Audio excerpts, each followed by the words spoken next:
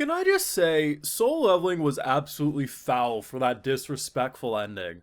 Like, I knew they were all going to die, or a good majority were most likely going to die when they approached that island. And it was gonna be like, it's a good thing Jinwoo's back home because the ants are gonna swarm his hometown. But literally, as I'm like, man, it's surprising. Like, hey, the dude who was holding his own earlier in the episode, he's actually decently wounded. Oh, it's interesting, you know?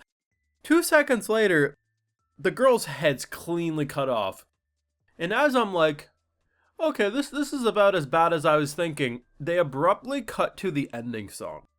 Now, the ending song isn't like the happiest song of all time. It's not like, everyone loves each other, we're having a grand time. That's the only way it could have been more disrespectful. But I gotta admit, the Edie is a pretty poppy song, like, ooh, yeah, let's little jam out a little. So as I'm processing the fact that they slaughtered this girl like she's cattle, I don't need that proper time to be like, oh shit. Because the freaking dance ED pops up being like, ooh, yeah, more passion. It's like, what the why is Soul Leveling this good, man? Like, they're foul for that one, but like, even though I knew what was gonna happen, it's just the cut. I wish more anime would be disrespectful when it comes to the abrupt cut to an ending song after slaughtering or doing horrible things. Because it brings me great joy. I'm probably a sick bastard because of it, but hey, I'll allow it. If you want to see my full thoughts on this amazing episode or any of these Soul Leveling episodes, we got the Patreon, full and cut live reactions. You want to see that, support my work over there exclusively. So, you know, it's a good thing Soul Leveling is back on track, because could you believe last week? We had emotional backstory. We come for action only. God, was last week ass. If you can't tell, I'm making fun of the vocal minority who acted like last week was an abomination because why should we care about the mom coming back? Where action? Monkey need fire. There were some great hot takes last week between the we don't know the mom enough to care about her resurrection. I don't care for dogs that much, but if you show me a dog surviving, I'm gonna find it emotional because I have empathy. There wasn't enough flashbacks to care about the mom. There was a lot of interesting takes. My favorite though was the people who did clickbait videos, which I don't blame the clickbait game. I respect the hustle. I do it myself. But when I watched the videos that legitimately believe that people hated last week, when it was like, oh no, it got 1,000 dislikes, it's like, bro, it also got like 15 million likes. It's a vocal minority, chill. Anyway, I just need to get that off my chest, but I wasn't going to be like the masses and make a separate video for it, because that's too soulless for my liking. This episode was great though. I was hoping our boy would jump into the fight, and he did, just not in the way I was expecting. I've seen enough shows where like character gets introduced to the fight because like, oh, I don't like how he's like mocking us, so they throw something at him, a weapon, and they're like, if you're gonna mock us, come on down.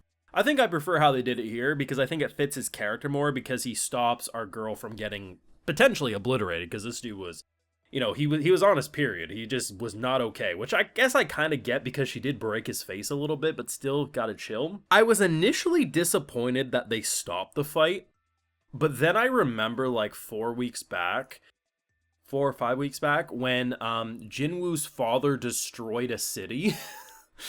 When two S ranks truly go at each other, it can literally cause Armageddon. We've seen that. So I think it makes sense that, like, while from their point of view, Jinwoo potentially would be the one who would die from that or be fatally wounded, we know it's the opposite.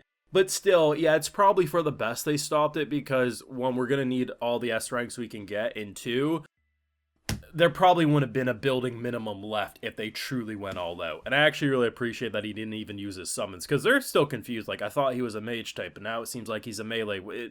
They're just confused by the whole shenanigans, and I love that. He also set something up that I think is going to come in clutch. So we know he now has an ability that allows him to swap places with his shadows. It's basically a teleport, that wherever he leaves a shadow, he can swap places with it. So what ends up happening is he puts like 4 of his shadows in different of the S ranks shadows. So basically what that means is that if shit is popping off and he looks at his, maybe from his shadow's eyes or whatever it is, he's going to be able to swap places with a shadow and pop up where he's needed. So that could come in clutch, meaning that he could probably jump between the island and obviously his home pretty frequently if he needed to. Granted, there is a cooldown. I think he can use it like once per day, but still, compared to the boat ride, the plane ride in, it still is going to come in massively clutch. So I'm not going to be surprised if he's defending his home and this area, and he does fairly well, and then he teleports to the island and something like that happens. To be honest, they're doing better than I expected, because, I mean, the one guy basically bursts a whole arsenal of these ants into flames.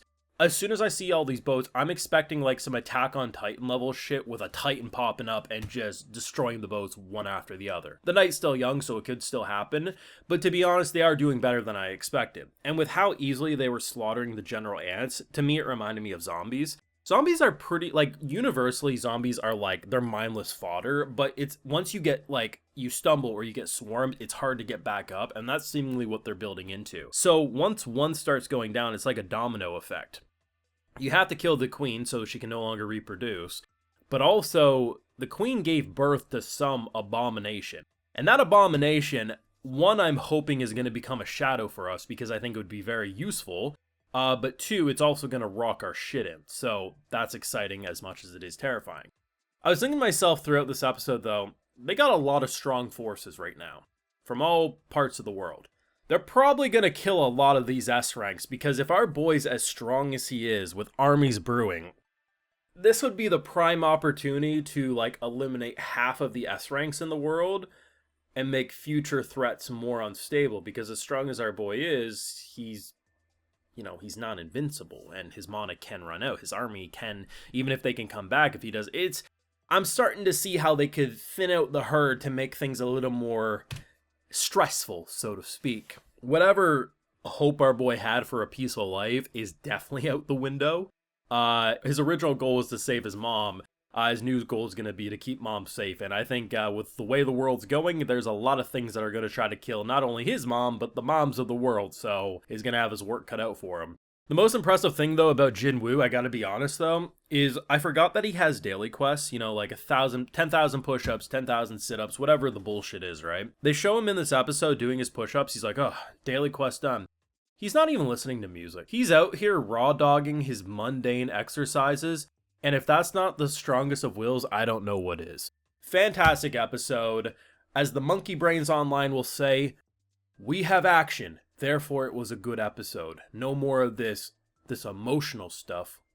We men.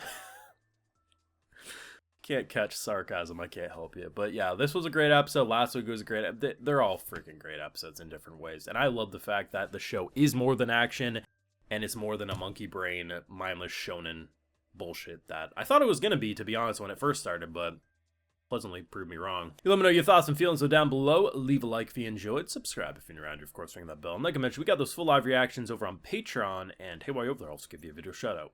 Alright, so today we got Corbo, Casper Joel Jensen, Logan65, Anthony Nugan, Adam, George Parra, Carlos D. Lopez, Stefan Barnett, Duros Vanshot, and we also have Universal God. So I appreciate the support, everyone. Please take care. Y'all have a good one.